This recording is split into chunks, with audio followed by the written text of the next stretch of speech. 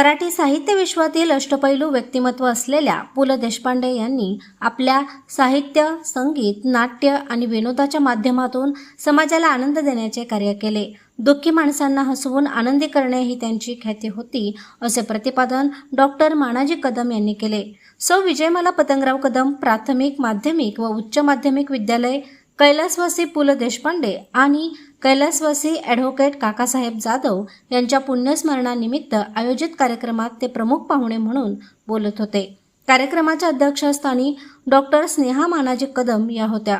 Doctor Manaji Kadam म्हणाले, जीवन जगताना अनेक गुणांचा आणि सामर्थ्यांचा गुणाकार करण्याची प्रेरणा पु ल देशपांडे यांच्या साहित्यातून मिळते. संकटांचा सामना करतानाही प्रत्येक दिवस उत्सवाप्रमाणे साजरा करावा, हा त्यांचा जीवनाकडे पाहण्याचा दृष्टिकोन होता. त्यांनी लिहिलेली नाटके, दिलेले संगीत, एकपात्री प्रयोग आणि विनोदी साहित्य हा मराठी संस्कृतीचा अमूल्य ठेवा आहे. आनंदी जीवन हीच माणसाची सर्वोत्तम देणगी असल्याचे पु ल मानत असत, असेही त्यांनी यावेळी सांगितले.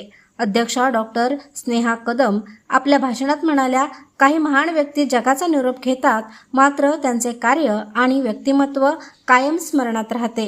पु ल देशपांडे हे संपूर्ण महाराष्ट्राने व्यापलेले व्यक्तिमत्व होते.